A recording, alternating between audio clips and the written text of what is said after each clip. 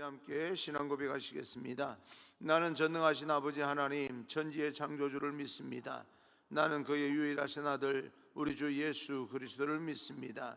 그는 성령으로 잉태되어 동정녀 마리아에게 나시고 본디오 빌라도에게 고난을 받아 십자가에 못 박혀 죽으시고 장사된 지 사흘 만에 죽은 자 가운데서 다시 살아나셨으며 하늘에 오르시어 전능하신 아버지 하나님 우편에 앉아 계시다가 거기로부터 살아있는 자와 죽은 자를 심판으로 오십니다.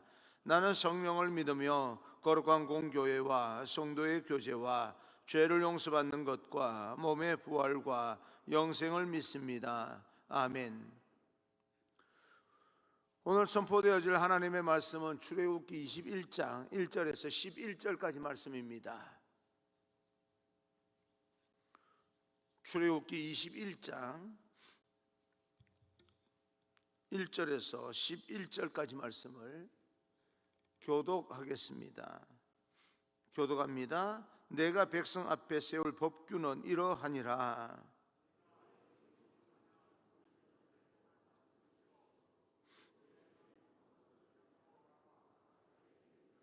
만일 그가 단신으로 왔으면 단신으로 나갈 것이요 장가 들었으면 그의 아내도 그와 함께 나가려니와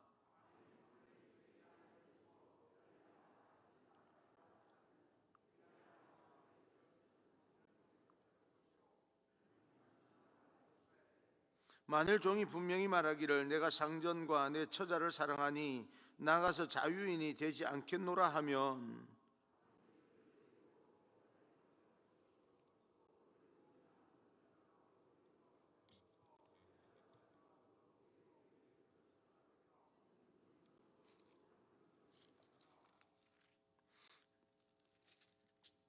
사람이 자기의 딸을 여종으로 팔았으면 그는 남종같이 나오지 못할지며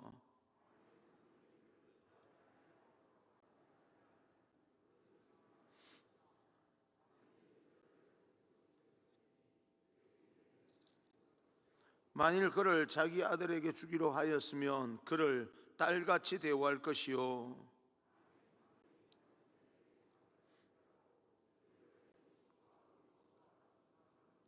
같이요 그가 이 세 가지를 시행하지 아니하면 여자는 속전을 내지 않고 거저 나가게 할 것이니라. 아멘. 우리 앞뒤 좌우 인사합니다. 축복합니다. 성령 충만하십시오. 인사합니다. 축복합니다. 성령 충만하십시오. 오늘 여러분과 함께 종의 인권과 자유라고 하는 제목으로 여러분 하나님께서 우리에게 주시는 말씀을 듣겠습니다. 인권이라고 하는 것은 사람을 존중한다 그런 뜻입니다. 하나님은 사람을 존중하라 그렇게 말씀합니다. 2절입니다.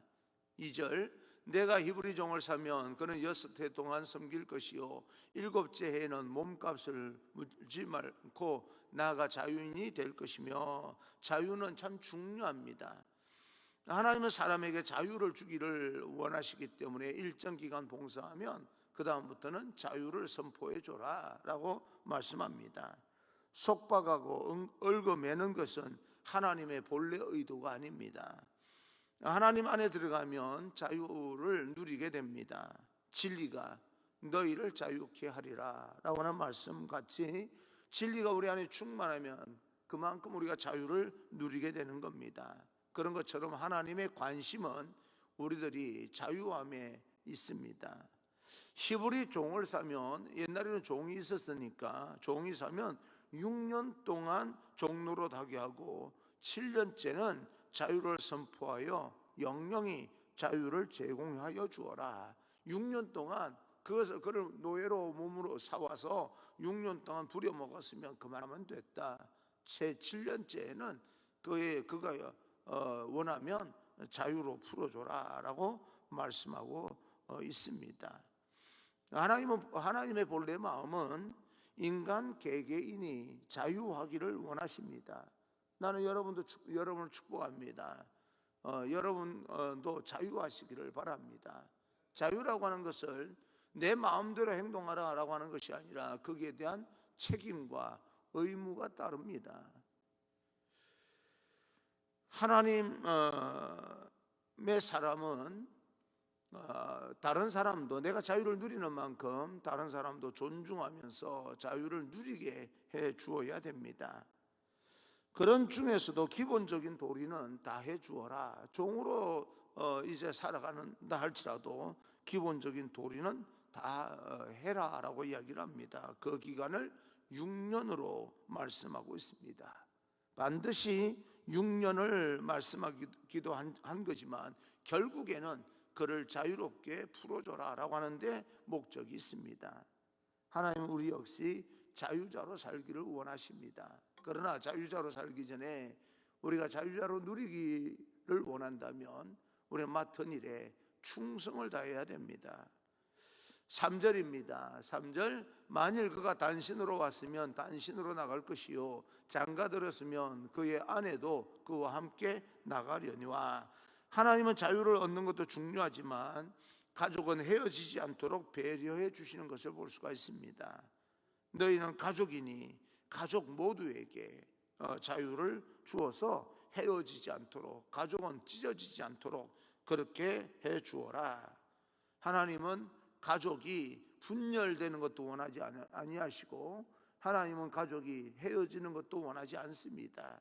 가족으로 우리가 엮였으면, 부부로 이렇게 결혼을 했으면 서로 배려하고 존중하여 끝까지 잘 살기를 원하고 계십니다. 여러분, 남편을 사랑하시고 아내를 사랑하셔서 이왕 결혼하셨으면 그 가정을 잘 세워서 아름답게 행복하게 잘 살아가시기를 바랍니다. 그것이 하나님께서 원하시는 뜻입니다.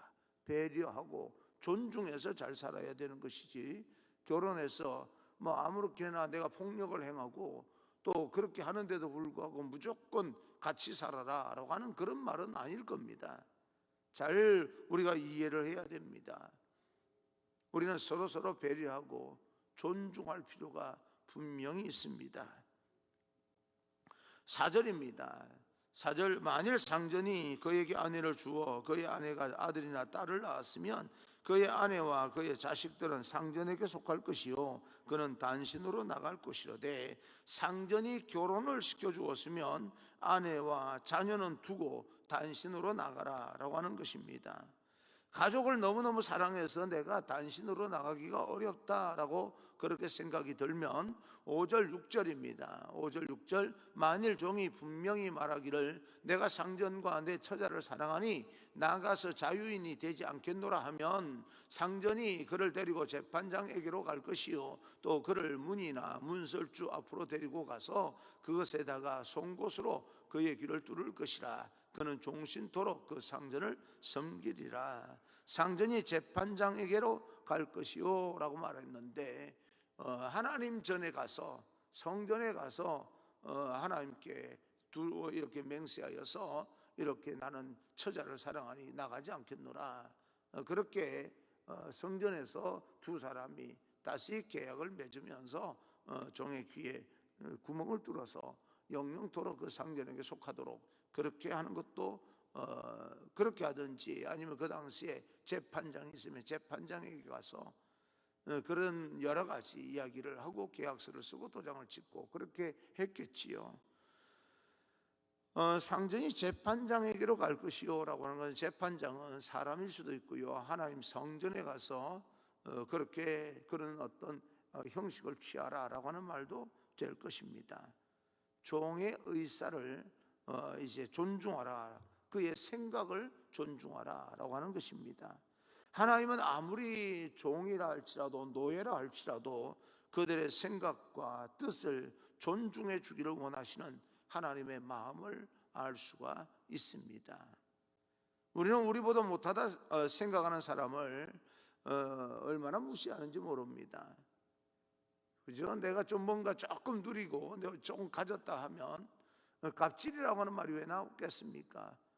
그런 것처럼 우리보다 좀 못한 사람이다 라고 생각하면 참 무시하려고 하는 그런 경향이 많습니다. 아무리 그 천하 어떤 사람이라 할지라도 내가 어떤 이 CEO이고 내가 사업주라면 고용되어 있는 사람을 조금은 무시하려고 하는 그런 마음이 왜 없겠습니까?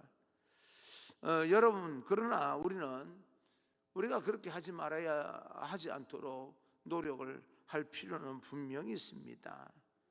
여러분 그러지 않는 나는 그런 사람이 아니야 라고 생각을 하신다면 잘하신 거예요. 그렇게 여러 사람들을 존중하고 앞으로도 여러분들 주변에 있는 사람을 잘 대해 주시기를 바랍니다. 무시하면 안 됩니다. 무시하는 만큼 내가 무시당할 수도 있다는 것을 알아야 됩니다. 그리고 무시하지 않도록 또 그 사람에게 방향성을 제시해 주는 것에 대해서 기분 나빠할 이유가 없습니다. 왜냐하면 내가 그동안 그렇게 많은 사람을 무시하고 살았다면 무시하지 말아라 라고 이야기해 주는 사람의 말을 들을 필요가 분명히 있습니다. 그건 그 사람의 갑질하는 게 아닙니다. 바른 방향을 잡아주기 위해서 그렇게 하는 거지요. 그거는 무시가 아니라 책망하는 거예요. 책망과 무시는 전혀 다릅니다. 어떤 의미인지는 여러분들이 아셔야 됩니다.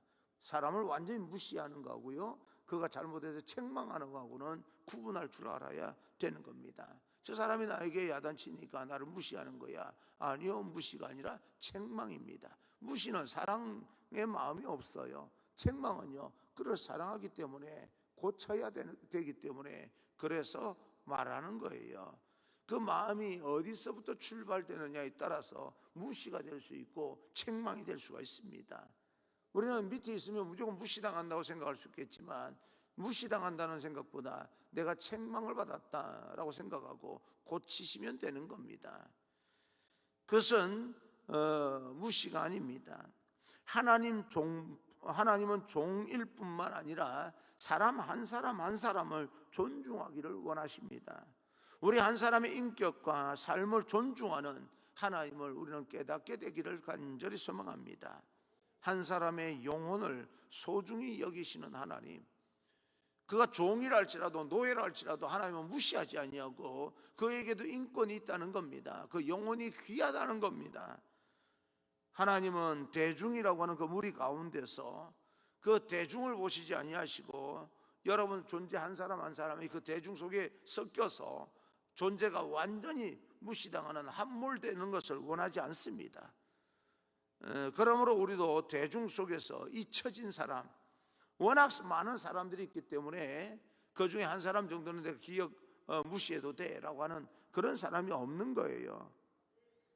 그러므로 고독해 보이는 그 한 사람에게 우리는 관심을 가져야 됩니다. 그리고 코로나 바이러스 이 팬데믹 이런 시대를 살아가면서 우리는 힘들고 어려운 사람들, 내가 힘들고 어려운 만큼이나 그들에게 위로해주고 또 격려해주고 존중해주고 배려해주면서 우리는 아름다운 공동체를 세워나가야 됩니다.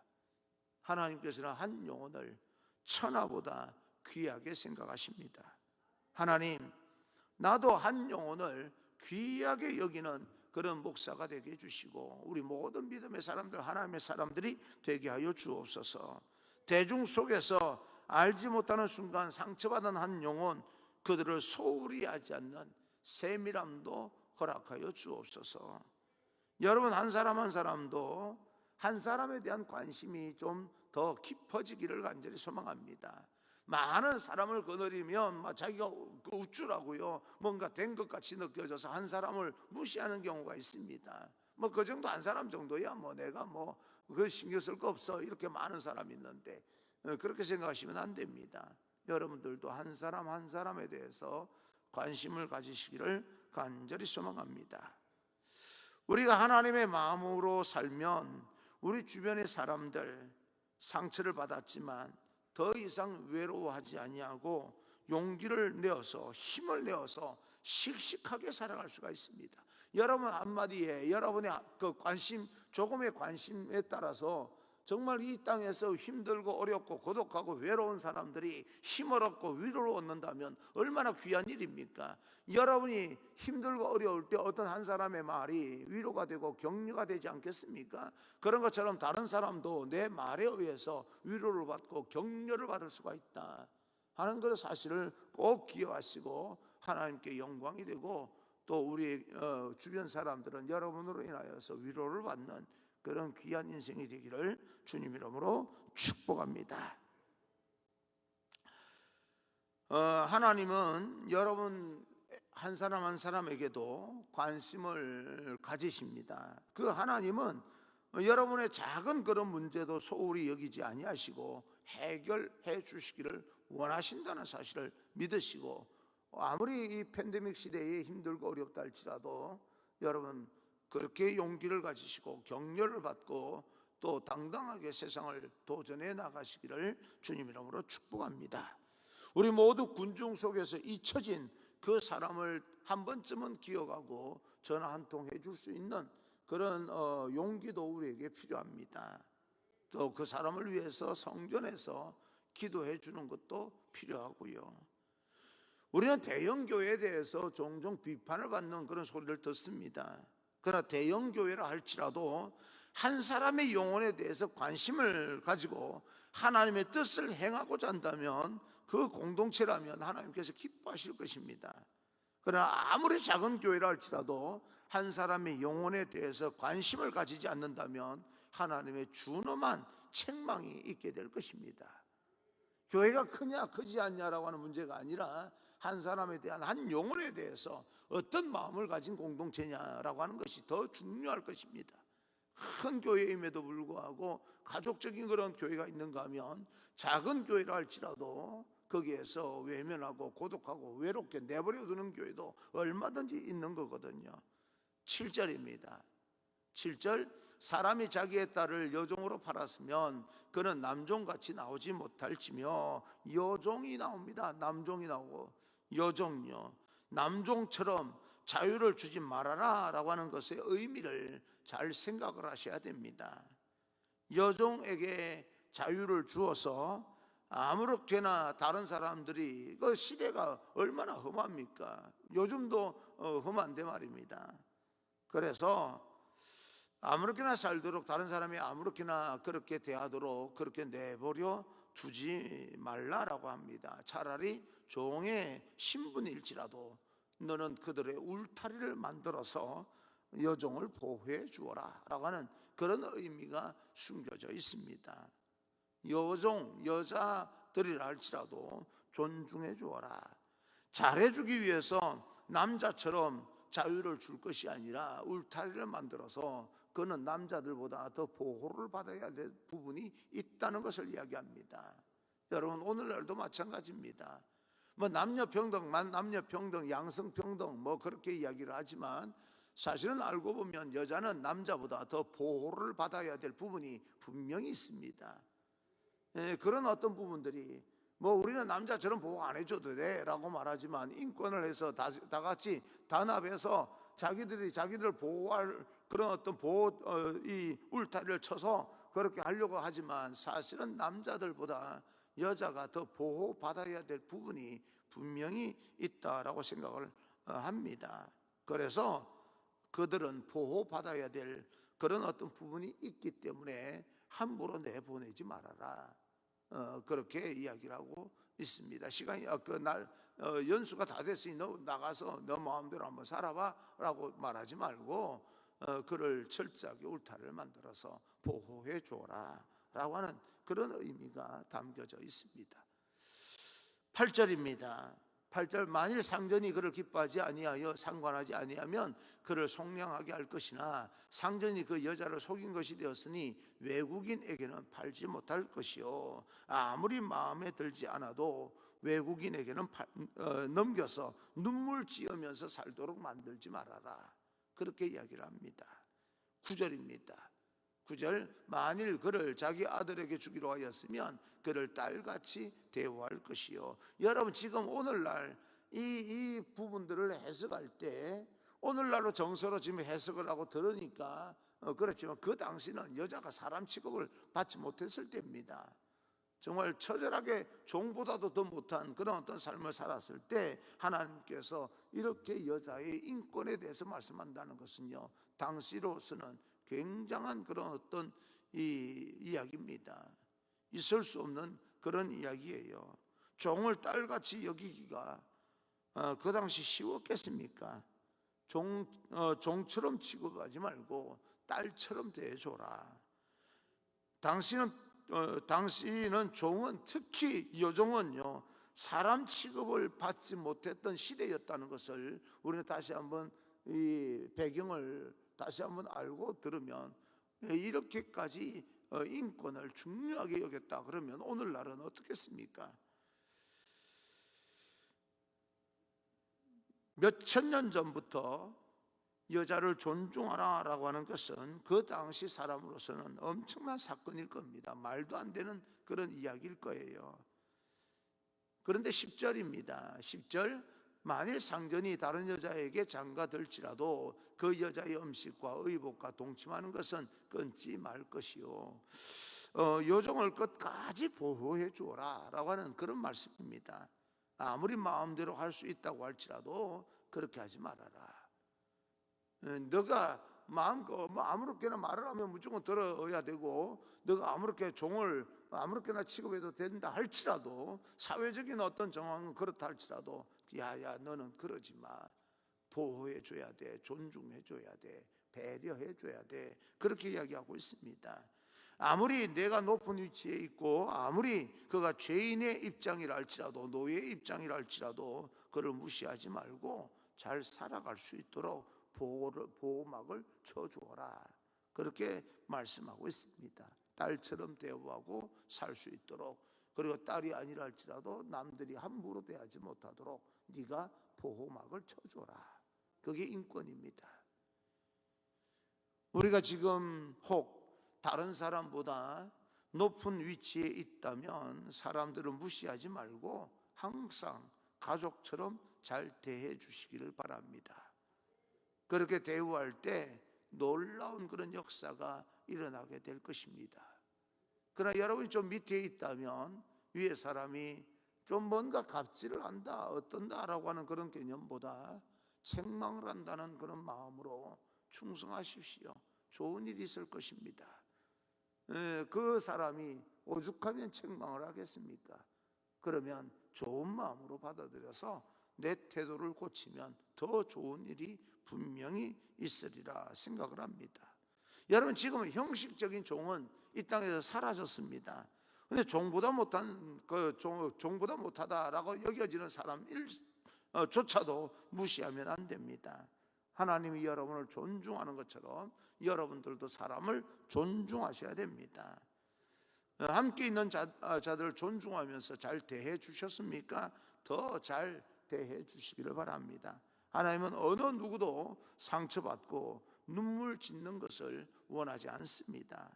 사람이 사람을 사랑하는 것, 그 하나님이 원하시는 일입니다. 그리고 위에 있는 사람은 잘 대해 주시고 존중하고 배려해 주려고 애를 쓰고, 밑에 있는 사람은요 책망한다 생각하고 태도를 고쳐서 충성해 주고요. 그런 공동체가 얼마나 아름다운 공동체입니까? 하나님은 우리도 다른 사람에게 사랑받으면서 살아가기를 원하십니다. 하나님은 여러분 한 사람 한 사람을 오늘 소중히 여긴다는 것을 이 성경 말씀을 통해서 말씀하고 있다는 것을 아셔야 됩니다. 그렇다면 여러분들도 다른 사람을 소중하게 여기시며 살아가기를 축복합니다. 오늘 하나님의 마음으로 여러분 사람을 사랑하는 주변 사람을 다시 한번 돌아보며 그들에게 보호막이 되어줄 수 있으면 보호막이 되어주시고, 그들을 보호할 수 있는 힘이 있다면 보호해 주시고 존중하고 배려하고, 그러면서 아름다운 그런 가정 공동체, 삶의 공동체, 친구 공동체, 교회 공동체가 되기를 간절히 소망합니다. 여러분들도 어디에서나 존중받으며 사십시오. 여러분 함부로 대하지 않도록 여러분 맡은 일에 충성하십시오. 내가 맡은 일에 충성하면 다른 사람이 함부로 대하지 못합니다.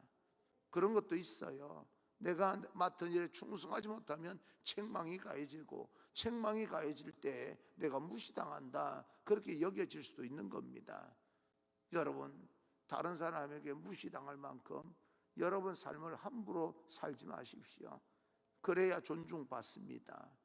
그런 것도 우리가 감당해야 될 몫입니다. 그래서 이 땅에서 정말 함부로 대하지 아니하고 존중하고 배려하고, 그러면서 아름다운 공동체를 세워나갈 수 있는 그런 우리 믿음의 공동체, 하나님의 공동체가 되기를, 그런 하나님의 교회가 되기를 주님 이름으로 축복합니다.